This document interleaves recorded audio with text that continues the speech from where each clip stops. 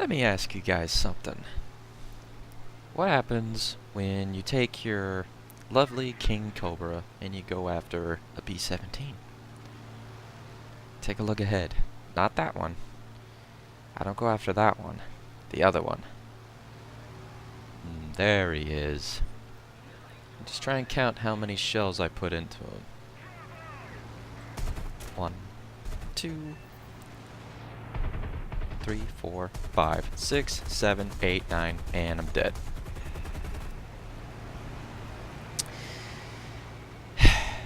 Don't attack B-17s with a Kingcobra. You will be on the lesser end of the stick. Anyways, this is Arcade 1000, and I'm playing War Thunder. And today's video is all about the P63 Kingcobra, one of my favorite aircraft in War Thunder right now. And it's all because of that oh so delicious 37mm cannon. And I should have learned my lesson the first time of attacking B-17s, but I'm stubborn that way. Anyways, yeah, that guy. I only got the assist on him because a P-51 lit him up before I did, so whatever.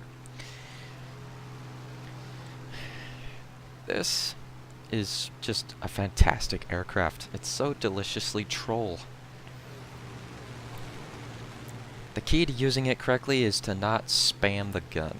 Aim carefully. Now, of course when I say aim, I go to miss almost every shot on this G2, but he's not going to get away from me. I mean, you can see I'm keeping up with him. But pretty soon it starts to get a little crowded, and now I have to worry about my allies hitting me. But if this guy could just hold still for 2 seconds, I'll be able to nail him out of the sky. Nope. Almost. There it is. And that's just what the Kingcobra does. It's so hilarious. It's the American equivalent of the Russian Yak-9T, but now I hate to open a can of worms about, you know, which aircraft are broken, which aircraft are underpowered, overpowered, but everybody complains about the Yak-9T being this ridiculous aircraft that can blow everything out of the sky, but so the Kingcobras and the Airacobras can do just the same thing. They can blast people out of the sky easily. In fact, I'm not surprised people complain more about the Kingcobra than the Yak-9T, because this thing, on paper at least, is faster. It has more ammunition for its cannon, which means it can stay effective in combat longer. And even when it runs out of ammunition for its cannon, it still has 450 caliber machine guns that it can use to fight. Which means even after it runs out of ammo, it can still stay in the fight longer than a Yak-9T can. But I digress. The 37mm M10 cannon on this thing isn't, well, while it hits hard, it's not as good in other respects as the 37mm on the Yak-9T. For example, the M10 cannon on here has a lower rate of fire and has a shorter shell velocity. It takes a few more seconds for the shell to reach its target than the Yak-9T's shell can. The Yak-9T shell has a ridiculously good rate of fire with a high shell velocity. But we're not here to talk about which aircraft is better, we're talking about the Kingcobra. So, then there's two, another Beaufighter. Let's see, can I make it 3? Let's loop around, come on. I want another one. Can we get it? Can we get it? There we go.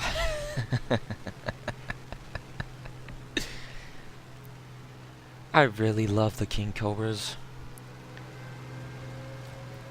Let's see. And the worst part about it is that the United States Air Force didn't want a thing to do with these things. They never used them. Instead, they had them built, and they just gave them to the Russians, part of a Lend-Lease program, and the Russians loved them apparently. But the United States never used these things. Now I'm not sure why. I gotta look more into it. But one of the main reasons was, excuse me, of its design. It had an unorthodox design that just didn't appeal to the United States Air Force at the time. They needed something that was more contemporary. Of course, the P63 Kingcobra was an improvement over the P39 Aerocobra. It still had some issues. And it regarded the cannon. The cannon was somewhat unreliable. It was like shooting a bowling ball at the target. It just, I don't know. It was weird. But anyways, I'm here looking for my next target. Let's see. That's a 0. I'm not going to stay on him for long because I know I can't fight with a 0. And yeah, I'm out of there. There's no way I can catch him. So this HE-111.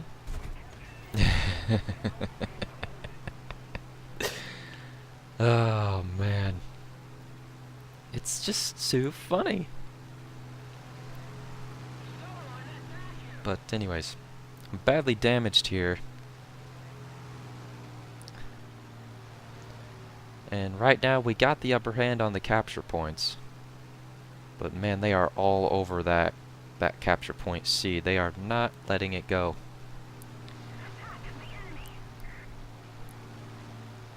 Let's see, who else?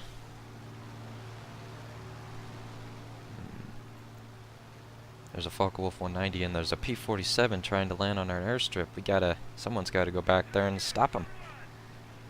But it's too late, they've taken it. Now I could have gone back there. And what's a Wellington doing? Wellington's actually managing to hit me. We'll soon have you. Now, the reason I'm doing this is because you see those little explosions? What I was attempting to do is not hit him, but these are self-destroying fragmentation rounds, and if the shell were to explode next to the Wellington, it would have damaged him with flak. But it was not meant to be. But now he's coming back around, so that gives me another chance to hit him. There's one. There's two. And this is where I kind of fuck up. There's 3, and yep. My ally slices off my tail wing. Totally my fault. I got into his line of fire, but it's gonna now make it extremely hard to move this thing around, and that's gonna be an assist in a moment. Oh man, look how long it takes to get this thing to turn around. The only thing holding this aircraft together now are hopes and dreams. And I try and get a lucky shot on the Spitfire, but he goes and rams my ally. And there's the assist on the Wellington. So, what am I gonna do now?